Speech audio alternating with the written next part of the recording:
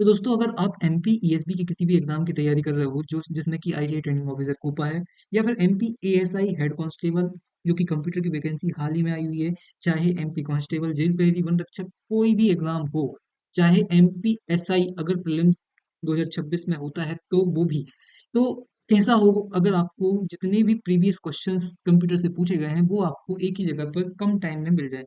तो इस वीडियो में मैं आपको वही सारी क्वेश्चंस जो कि एमपीएसआई प्रीलिम्स में 2026 में 16 जनवरी से 21 जनवरी तक पूछे गए हैं, वो सारे के सारे क्वेश्चन मैं आपको यहाँ पर दो पार्ट में देने वाला हूँ। पहले पार्ट में मैंने 16 तारीख से लेकर 18 जनवरी तक लगभग 50 प्लस क्वेश्चंस जो आए थे वो मैंने यहाँ पर कंप्लीट किए हैं। अगली वीडियो में मैं क्या करूंगा, जितने भी 19 से लेके 21 जनवरी तक जो भी क्वेश्चन आए हैं उनको कंप्लीट करा दूंगा। तो ये होगी बात कि हम इस वीडियो में क्या करने वाले हैं, इसमें हम कंप्यूटर के जितने भी क्वेश्चन आए हैं उनको यहाँ पर मैं आपको केवल क्वेश्चन एंड आंसर बताने वाला हूँ। इसका मतलब कोई भी डिस्क्रिप्शन किसी भी क्वेश्चन में नहीं दूंगा, क्योंकि एग्जाम आपके बिल्कुल सर पे है। चाहे आईटीआई ट्रेनिंग ऑफिसर की बात करें तो ये इसी महीने में स्टार्ट होने वाला है, जबकि आपका जो एमपी एएसआई हेड कांस्टेबल है ये कंप्यूटर वाला, ये भी नेक्स्ट जो मंथ है वहां पर आपका स्टार्ट हो जाएगा। तो यहाँ पर जो क्वेश्चन हम देखेंगे तो उसमें आपको क्वेश्चन रहेगा और उसी का आंसर रहेगा। स्क्रीनशॉट मैंने डाले हुए हैं, तो हो सकता है कहीं पर आपको पढ़ने में दिक्कत हो, जो क्योंकि जो टेक्स्ट है उसका फॉर्म चेंज हो जाता है जब हम स्क्रीनशॉट लेते हैं, या फिर उसकी जो क्वालिटी होती है वो डिस्टर्ब हो जाती है। तो यहाँ पर हम केवल क्वेश्चन देखेंगे, आंसर देखेंगे। इससे क्या होगा, आपके सबकॉन्शियस माइंड में कुछ क्वेश्चंस और उनके आंसर क्या हो जाएंगे, फिट हो जाएंगे। आपको क्या करना है, क्वेश्चन देखना है, थोड़ा रुकना है, उसके आंसर को बार बार मन में रिकॉल करना है, देखना। इससे क्या होगा, अगर ऐसे करके आपके एग्जाम में 4-5 क्वेश्चन भी फंस जाते हैं तो आप उसको कभी भी गलत नहीं करेंगे। तो चलिए बिना कोई देरी किए हम शुरू करेंगे, हमारे पीडीएफ को ओपन करेंगे, वहां पर हम सारे क्वेश्चन देखने वाले हैं। चलते हैं हमारी पीडीएफ। तो यहाँ पर हमारा पहला क्वेश्चन है, किस तरह का हैकर सिक्योरिटी की कमियों को ठीक करने के लिए नैतिक रूप से कार्य करता है। तो ये हम सभी नाम से ही समझ सकते हैं कि व्हाइट हैकर इसका सही आंसर होगा। इसका मतलब वो व्यक्ति जो लीगली हैकिंग करता है या फिर जो हैकिंग है उसको रोकने के लिए हैकिंग करता है, वो व्हाइट हैकर की कैटेगरी में आता है। वैध ईमेल प्रोटोकॉल कौन सा नहीं है, तो SNMP एक वैलिड ईमेल प्रोटोकॉल नहीं है। आपको जितनी भी प्रोटोकॉल हैं उनको बहुत अच्छे से कहीं से कंप्लीट कर लेना है। प्रोटोकॉल से बहुत सारे क्वेश्चन MPSI जो प्रीलिम्स हुआ था उसमें बहुत सारे क्वेश्चन यहाँ से पूछे गए थे, और इस वीडियो में भी आपको 3-4 ऐसे क्वेश्चन देखने को मिलेंगे जो कि प्रोटोकॉल से पूछे गए थे। तो जितने भी प्रोटोकॉल हैं, नेटवर्क प्रोटोकॉल, वो आपको बहुत अच्छे से ढंग से पढ़ के जाना है एग्जाम में। चलते हैं अगले क्वेश्चन पर। एक्सेल में फॉर्मेट सेल्स डायलॉग बॉक्स खोलने के लिए शॉर्टकट कुंजी की आवश्यकता होती है। तो एक्सेल में आपको क्या करना है, फॉर्मेट सेल करना है, कोई सेल को क्या करना है, फॉर्मेट करना है। तो कौन सी शॉर्टकट की आप यूज करोगे, तो ये क्या है, कंट्रोल+1। क्या है भाई, कंट्रोल+1। अब ये देखिए यहाँ पर आप लोग कई बार F1 या फिर एफ एफ या फिर कुछ भी यहाँ पर यूज करेंगे, लेकिन यहाँ पर क्या है, कंट्रोल+1। तो ये बहुत ही थोड़ा सा कंफ्यूजिंग फैक्ट है, इसलिए यहाँ पर आपको पता होना चाहिए। बार बार रिकॉल करिए अपने मन में कि एक्सेल में फॉर्मेट सेल करने के लिए हमको क्या प्रेस करना पड़ता है, कंट्रोल+1। अगले क्वेश्चन पे चलते हैं। हाँ, अगस्त 2025 तक भारत में advance postal technology APT postal technology platform किस क्लाउड इंफ्रास्ट्रक्चर पर होस्ट किया जाएगा। तो ये मेघराज 2.0 क्लाउड। क्लाउड सर्विसेज क्या होती है, वह सर्विसेज होती हैं जिसमें आप अपनी डेटा को लॉन्ग टर्म के लिए क्या कर सकते हैं, अपडेट अपलोड कर सकते हैं, और उसकी एक्सेसिबिलिटी या फिर उसको कहीं भी किसी भी डिवाइस से क्या कर सकते हैं, एक्सेस कर सकते हैं। फॉर एग्जांपल, अगर आप अपनी फोटोज को गूगल फोटोज पर अपलोड कर देते हैं तो अब आप किसी भी डिवाइस से अपनी ईमेल एड्रेस को ओपन करके क्या कर सकते हैं, उसको फिर से पुनः प्राप्त कर सकते हैं किसी भी डिवाइस से। तो ये क्लाउड सर्विसेज होती हैं, और उसी में मेघ 2.0 क्लाउड सर्विसेज है जो हम भारत के द्वारा स्वनिर्मित रूप से इसको डेवलप किया गया है। अगले क्वेश्चन में चलिए, कौन सी विशेषता सोशल मीडिया नेटवर्क प्लेटफॉर्म को लक्षित विज्ञापन दिखाने की अनुमति देता है। तो ये आपको पता होना चाहिए। ये क्या है, यहाँ पर क्या बोलना चाह रहा है कि जब, जैसे फॉर एग्जांपल आप सोशल मीडिया मीडिया ओपन करते हैं और आप एक बार सर्च करते हैं फ्लिपकार्ट पर, कोई भी चीज़ देख लेते हैं। फॉर एग्जांपल आपको पेन चाहिए है, ठीक है, तो अब आपने पेन सर्च किया है तो आपकी मोबाइल पर पेन की ऐड आने लगेगी बहुत सारी। मोबाइल देखा है तो मोबाइल की ऐड आने लगेगी। तो ये किस पर काम करता है, ये हमारे बिहेवियर को ट्रैक करना, यानी कि user behaviour and tracking and cookies से क्या होता है, इसको विज्ञापन दिखाने की अनुमति मिलती है सोशल मीडिया प्लेटफॉर्म को। ये आपको पता होना चाहिए। पहला क्वेश्चन देखिए, अगला क्वेश्चन देखिए, किस प्रकार की कुकी डिलीट होने के बाद स्वयं को पुनः उत्पन्न कर सकती है जिससे गोपनीयता प्राइवेसी का खतरा उत्पन्न होता है। तो भाई जब भी खतरे की बात होगी, और देखिए क्या हो रहा है, खुद की प्रति बना रहा है, आपको ज़ॉम्बी इफ़ेक्ट पता होगा, इसका मतलब है एक ही व्यक्ति अगर बार-बार अपनी ही अपनी से संक्रमित लोगों को वैसा ही बना दे जैसा वो है, तो इसको बोलते हैं ज़ॉम्बी। तो वैसे ही ये ज़ॉम्बी कुकी है, तो नाम से ही समझ में आ रहा होगा, तो ये इसका सही आंसर होगा ज़ॉम्बी कुकी। अगला देखिए, सुरक्षित ब्राउज़िंग के लिए क्रोम और फायरफॉक्स दोनों में कौन-सा फीचर समान होता है? तो जब भी आप फॉर एग्ज़ाम्पल आप गूगल क्रोम खोलेंगे, ठीक है? गूगल क्रोम खोलेंगे तो जो वेबसाइट लिखी होती है उसके आगे आप देखेंगे वहाँ पर स्मॉल HTTPS लिखा होता है। तो इसी का यूज़ किया जाता है किसके लिए? सुरक्षित या फिर सिक्योर ब्राउज़िंग के लिए क्रोम और फायरफॉक्स पे एचटीटीपी और सैंडबॉक्सिंग का उपयोग किया जाता है, ठीक है? अब आईपी एड्रेस में सीआईडीआर का क्या उद्देश्य है? तो यहाँ पर इसका आंसर दिया हुआ है फ्लेक्सिबल सबनेटिंग और कुशल आईपी एलोकेशन की अनुमति देना। तो आईपी एड्रेसिंग में सीआईडीआर का मुख्य उद्देश्य क्या है? इसका उद्देश्य है कुशल आईपी एलोकेशन, इसका मतलब कि एफिशिएंट आईपी एलोकेशन करना, plus two allow flexible subnetting. क्या? सबनेटिंग प्रोवाइड कराना किसका काम है? सीआईडीआर का।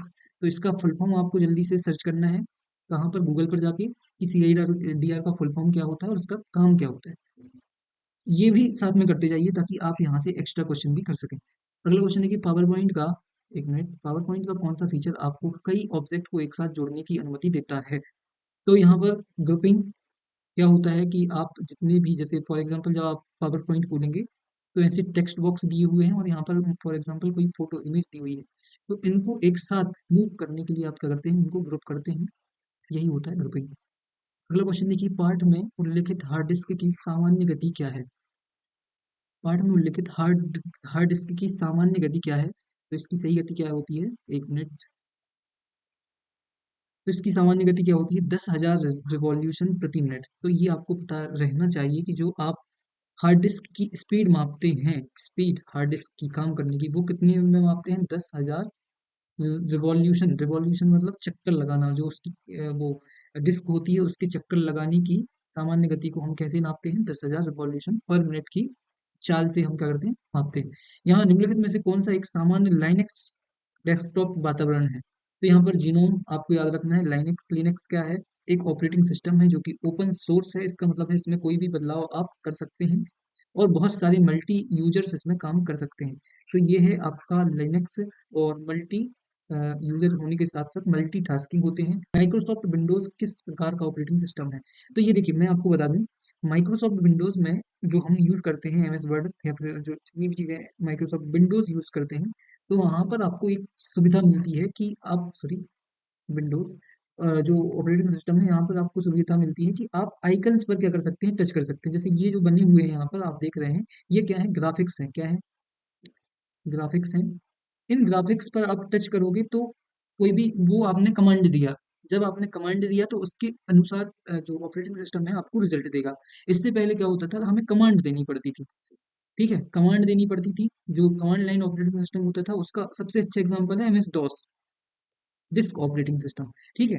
तो ये जो एमएस डॉस है, ये कमांड लाइन आधारित ऑपरेटिंग सिस्टम था, जबकि अगर मैं आज की टाइम की बात करूं तो सबसे फेमस है graphical operating system, proprietary graphical operating system, जो कि एमएस वर्ड या फिर सॉरी एमएस जो माइक्रोसॉफ्ट है, विंडोज है, उसको हम बोलते हैं ये वाला। तो ये आपको ध्यान रखना है।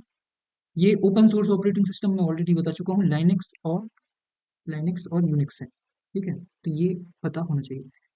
सिस्टम सॉफ्टवेयर और एप्लीकेशन सॉफ्टवेयर के बीच में अंतर क्या है? तो भाई देखो, सिस्टम सॉफ्टवेयर क्या करता है? पूरे सिस्टम को चलाने का काम करता है, और एप्लीकेशन जो सॉफ्टवेयर होते हैं वो किसी एक विशेष काम को करने का क्या करते हैं? कार्य करते हैं।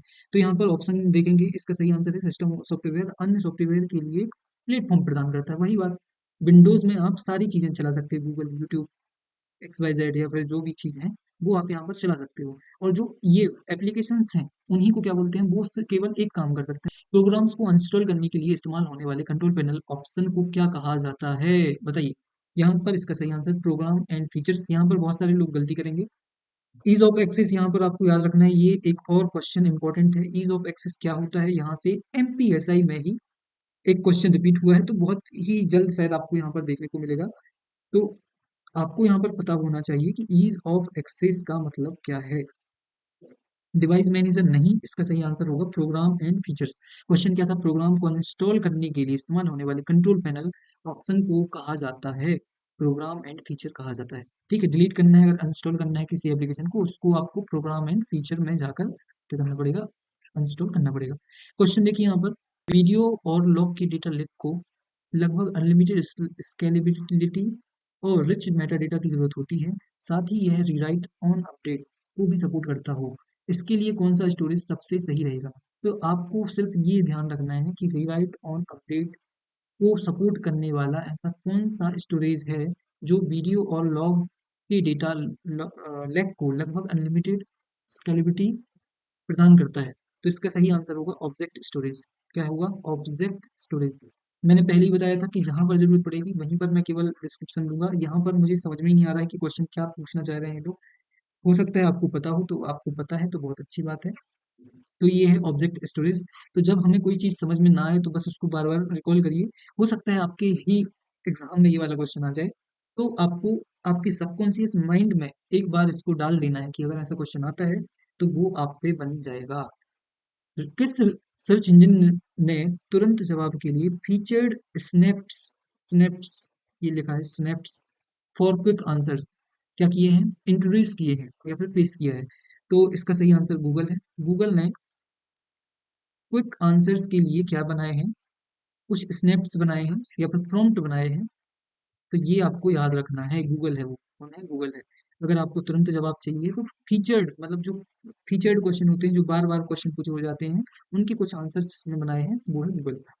राउटर की तुलना में एक सिंपल मॉडेम का आम नुकसान क्या है? तो देखिए, जो आपका राउटर है, राउटर और मॉडेम में अंतर बता रहे हैं ये लोग, हमको अंतर बताना है। तो मॉडेम का आम नुकसान क्या है? इसका आम नुकसान है इसमें नेट, वाईफाई, ट्रैफिक मैनेजमेंट और मल्टी डिवाइस सपोर्ट की कमी होती है। किसमें? मॉडेम में। जबकि राउटर में क्या होता है, आपकी ये सारी चीजें आपको मिल जाएंगी। कौन सी सारी चीजें? ये सारी चीजें, नेट मिल जाएगा, वाईफाई मिल जाएगा, ट्रैफिक मैनेजर मिल जाएगा और मल्टी डिवाइस सपोर्ट, मतलब एक ही डिवाइस से आप बहुत सारी डिवाइस क्या कर सकते हैं, कनेक्ट कर सकते हैं, जबकि मॉडेम से आप केवल एक ही डिवाइस को कनेक्ट कर सकते हैं। वेबसाइट से पूछा है यहाँ पर उन्होंने, मॉडेम टाइप डीएसएल एक्सेस का इस्तेमाल करने के लिए फोन लाइनों के जरिए आईएसपी से कनेक्ट होता है। कौन सा मॉडेम? हमें बताना है कौन सा मॉडेम डीएसएल एक्सेस का इस्तेमाल करके फोन लाइनों के लिए आईएसपी से कनेक्ट होता है। तो इसका सही आंसर क्या होगा? इसका सही आंसर होगा डीएसएल मॉडेम। ये आपको पता होना चाहिए। बस इसको बार बार आपको क्या करना है, बार बार मन में रिकॉल करना है, तभी ये चीजें याद होंगी। कई चीजें हमें समझ में नहीं आती हैं, बस उनको हमको पढ़ना होता है। जब आप पढ़ेंगे तो क्या होगा, चीजें आपके दिमाग में, दिमाग के एक पार्ट में, एक छोटा सा पार्ट होता है हमारे दिमाग का जिसको बोलते हैं सब कॉन्शियस माइंड। बहुत ही प्यारा, अगर बहुत ही इंपॉर्टेंट पार्ट है ये हमारे जीवन का, जो हमारे लिए बहुत सारी चीजें क्या करता है, आसान करता है, अगर हम उनको केवल पढ़ भी लेते हैं तो भी। ठीक है, निम्नलिखित में से कौन सा कथन सही है? तो इसका सही आंसर है, इसमें देखिए पहले पढ़िए, डिवाइस ड्राइवर एप्लीकेशन सॉफ्टवेयर का प्रकार है जो ऑपरेटिंग सिस्टम को सॉफ्टवेयर डिवाइस से संचार करने की अनुमति देता है। ये गलत है। ये बोल रहा है ऑपरेटिंग सिस्टम अपनी फाइल प्रबंधन के माध्यम से प्रक्रिया को शेड्यूल करता है। गलत। इसका सही आंसर है सिस्टम सॉफ्टवेयर मेमोरी, सीपीयू और इनपुट आउटपुट डिवाइस जैसे संसाधनों को विभिन्न प्रोग्रामों को प्रबंधित और आवंटित करता है। तो सिस्टम सॉफ्टवेयर मैंने अभी बताया था, सिस्टम सॉफ्टवेयर जो आपका है, ये पूरे के पूरे इन्वायरमेंट को, कंप्यूटर के अंदर जितना भी इन्वायरमेंट है उसको चलाने का काम करता है। तो अगर मैं दूसरे दूसरी लैंग्वेज में बोलूँ तो आपका जो लैपटॉप है या फिर कंप्यूटर है या फिर मोबाइल है, वो डिब्बा है, डिब्बा। बस वही वाली बात है ना, तो वो ऐड याद होगी आपको, डिब्बा है डिब्बा, अंकल का टीवी डिब्बा। तो वही है। तो आपके पास आत्मा नहीं है, बस शरीर बचा हुआ है।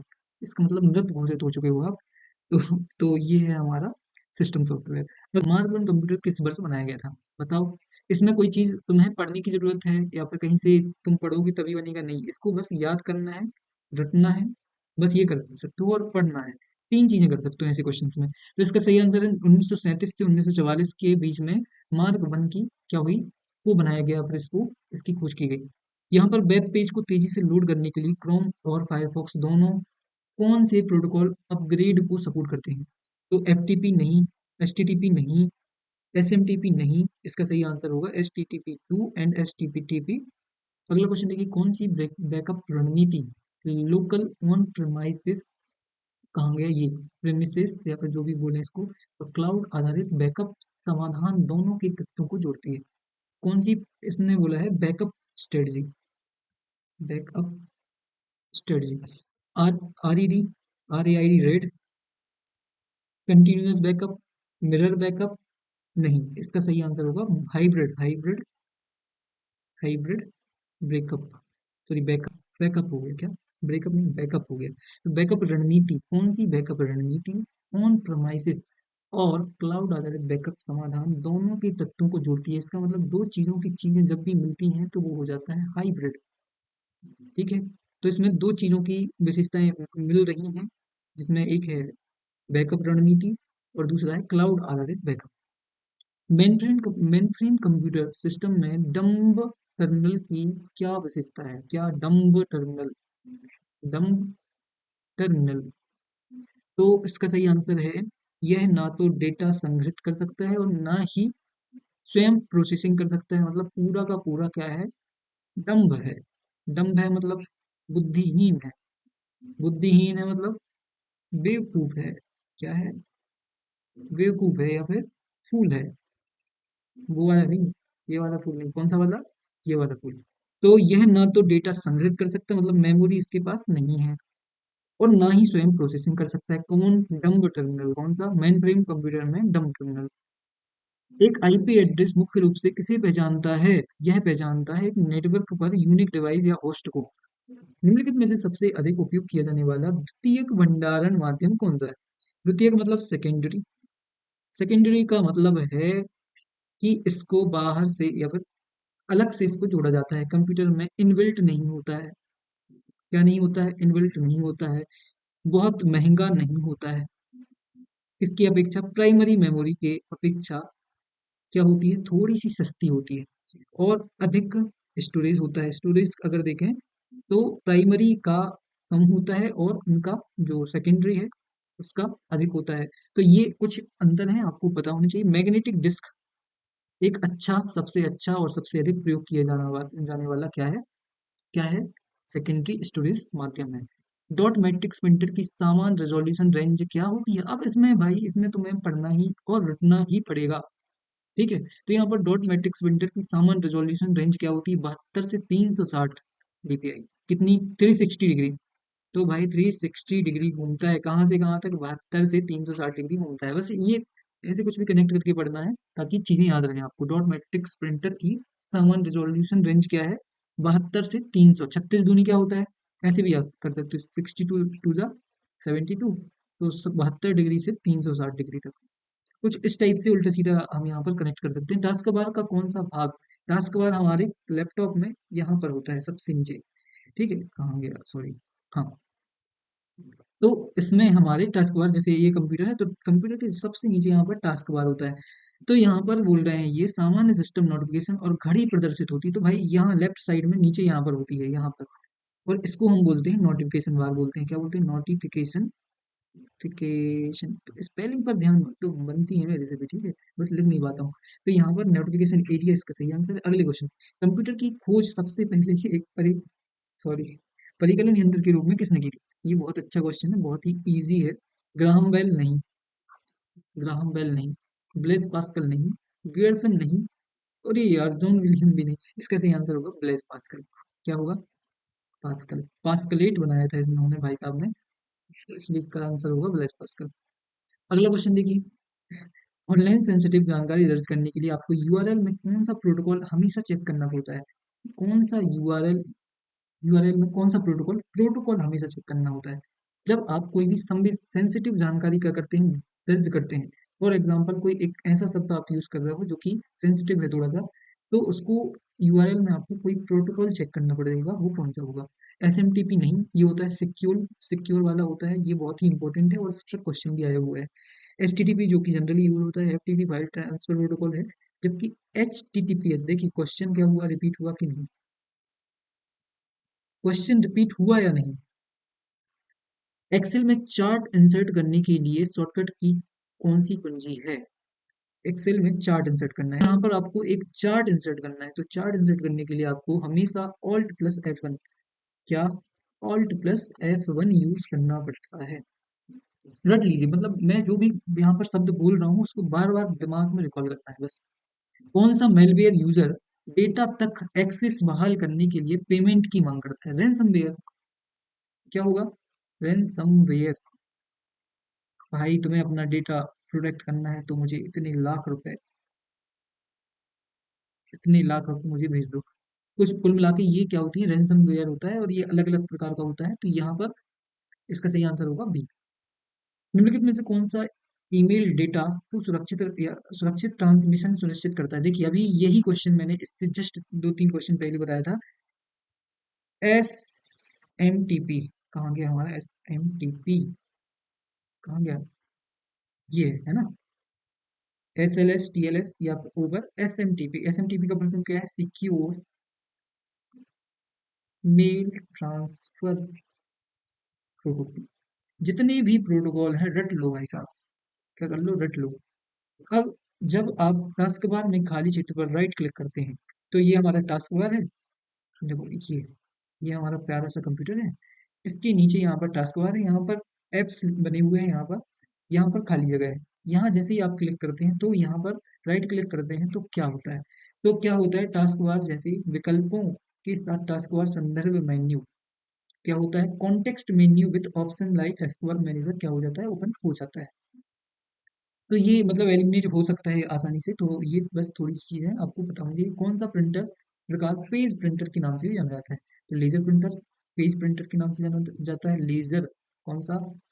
Laser laser laser pager laser pager laser pager. तो लेजर प्रिंटर को पेज प्रिंटर भी कहा जाता है। ऐसे करके कुछ भी आप करना है तो कौन सी एमएस वर्ड सुविधा का उपयोग कई दस्तावेजों को एक में संयोजित करने के लिए किया जाता है? तो एमएस वर्ड में सुविधा का उपयोग करके कई दस्तावेजों को एक में संयोजित करना है। तो आपको क्या करना है, इंसर्ट पर जाना है, ऑब्जेक्ट को सिलेक्ट करना है और टेक्स्ट फ्रॉम फाइल क्या करना है, टेक्स्ट फ्रॉम फाइल कर देना है। तो आपका जो ये है दस्तावेज है वो क्या हो जाएगा, संयोजित हो जाएगा। क्या हो जाएगा? संयोजित हो जाएगा। मर्ज टूल यूज नहीं होता है, मेल मर्ज तो बिल्कुल भी नहीं। मेल मर्ज अपन को पता है, एक ही मेल को बहुत सारे लोगों को अलग अलग नाम से अलग अलग पते पर ट्रांसफर करना, ईमेल एड्रेस पर ट्रांसफर करने के लिए इसका यूज किया जाता है। ट्रैक चेंजेस नहीं। सिस्टम सॉफ्टवेयर की कौन सी कमी, कौन सी भाई? सिस्टम सॉफ्टवेयर का मतलब क्या हो गया हमारा? विंडोज। क्या हो गया? विंडोज। कौन सी कमी कंप्यूटर के प्रदर्शन को धीमा कर सकती है? सिस्टम ओवरहेड क्या कर सकती है, आपकी गति को धीमा कर सकती है। लागत तो बिल्कुल भी नहीं, क्योंकि सस्ते ऑपरेटिंग सिस्टम या महंगे ऑपरेटिंग सिस्टम इससे कोई फर्क नहीं पड़ेगा। अपग्रेड से भी बिल्कुल नहीं। निर्भरता, ये क्या होता है भाई? इसका सही आंसर होगा सिस्टम ओवरहेड। निम्नलिखित में से किसी सोशल मीडिया में एक बड़ा नैतिक मुद्दा माना जाता है? सोशल मीडिया में एक बड़ा नैतिक मुद्दा, बहुत ही जनरल स्टेटमेंट या जनरल क्वेश्चन है। फर्जी खबरें और गलत जानकारी, मतलब क्या ही बच्चों वाला क्वेश्चन है। डोमेन नेम रिजोल्यूशन DNR के लिए दुनिया भर में कितने रूट DNS सर्वर हैं? डोमेन नेम सिस्टम या फिर सर्वर्स। तो ये बोल रहा है कि कितने दुनिया भर में सर्वर्स हैं। मतलब जनरल जो एक व्यक्ति होता है जैसे कि मैं, तो मेरे मन में एग्जाम हॉल में सीधे ये आता है कि अनलिमिटेड होंगे भाई, पूरी दुनिया भर में पूछ रहे हैं ये लोग कितने DNS सर्वर उपलब्ध हैं। तो मैं तो यही लगाऊंगा, लेकिन देखिए इसका सही आंसर क्या है? 13। अब जो मेरा वीडियो देख रहा है उस पर बन जाएगा, और जो नहीं देख रहा है वो फिर से यहाँ पर मेरी ही तरह गलती करेगा।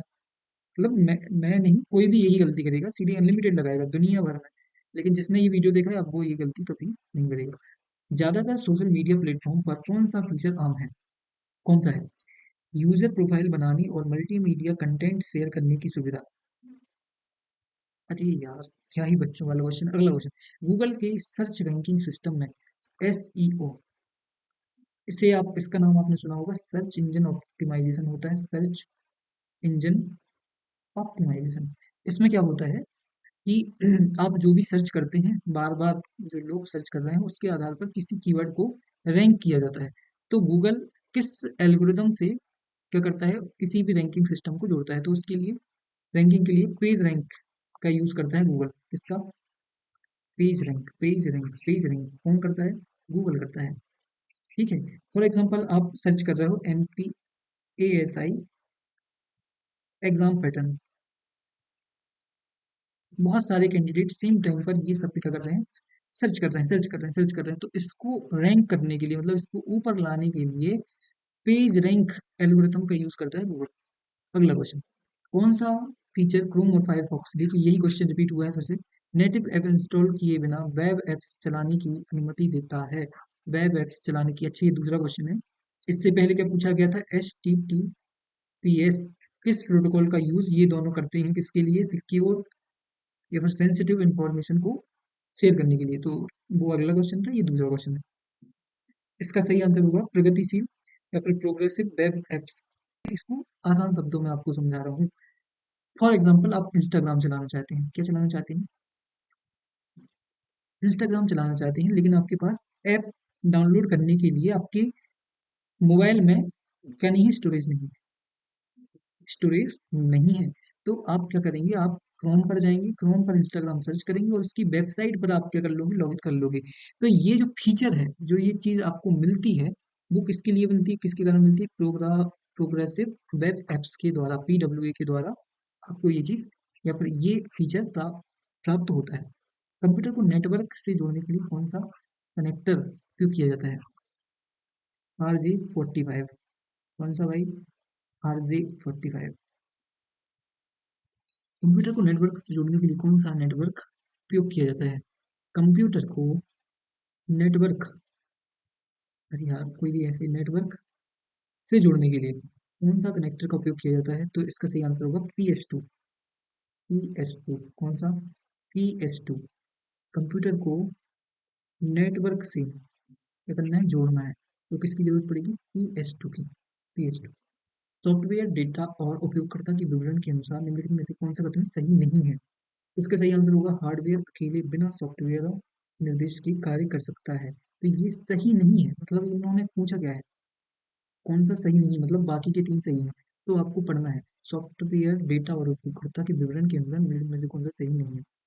कंप्यूटर के साथ इंटरनेट करने वाले उपयोगकर्ता को स्किनवेयर, लाइववेयर, ह्यूमन वेयर या पीपल वेयर भी कहा जाता है। तो कंप्यूटर के साथ जो यूजर, जैसे फॉर एग्जांपल मैं लैपटॉप पर ये वीडियो रिकॉर्ड कर रहा हूँ, तो मैं क्या हूँ, स्किन वेयर हूँ, लाइव वेयर हूँ, या फिर ह्यूमन वेयर या फिर पीपल वेयर हूँ। और जो कंप्यूटर के अंदर है वो सॉफ्टवेयर है। तो मैं जो यूजर हूँ वो क्या है, ये चार चीजें इनको मुझे बोला जा सकता है। डेटा कच्चे तथ्य होते हैं जिन्हें सार्थक जानकारी बनने से पहले प्रोसेस किया जाता है, एकदम सही। इसने पूछा क्या है, सही नहीं, मतलब तीस जो चौथा है वो सही नहीं है, क्योंकि हार्डवेयर अकेले बिना सॉफ्टवेयर निर्देशों के कार्य नहीं कर सकता है। मतलब टीवी डब्बा है, डब्बा अंकल का टीवी डब्बा होगा, या फिर अंकल का कंप्यूटर डब्बा होगा, या फिर मोबाइल डब्बा होगा। तो ये सॉफ्टवेयर के बिना नहीं चल सकता है। अगला क्वेश्चन, कौन सा प्रोटोकॉल सर्वर में ईमेल डाउनलोड कर सकता है, कौन सा, देखिए प्रोटोकॉल तो रट लीजिए, जितने भी प्रोटोकॉल आपको मिले रटते जाइए, रटते जाइए, रटते जाइए। ईमेल प्रोटोकॉल करता है, कौन सा, सर्वर से ईमेल डाउनलोड करता है और आमतौर पर प्राप्त करने के बाद उन्हें सर्वर से डिलीट कर देता है। तो ये POP3 होता है, पॉप पॉप आपने देखे होंगे, इसका मतलब जो अचानक से ओपन होते हैं ऐसे, और उन्हीं को पॉपअप्स कहा जाता है। तो POP3 प्रोटोकॉल है, इसका फुल फॉर्म आपको कमेंट करके बताना है। अगले क्वेश्चन पे चलते हैं, कौन सा प्रोटोकॉल सर्वर में से ईमेल डाउनलोड करता है, सर्वर से ईमेल डाउनलोड कौन सा प्रोटोकॉल करता है, तो ये IMAP कौन सा है,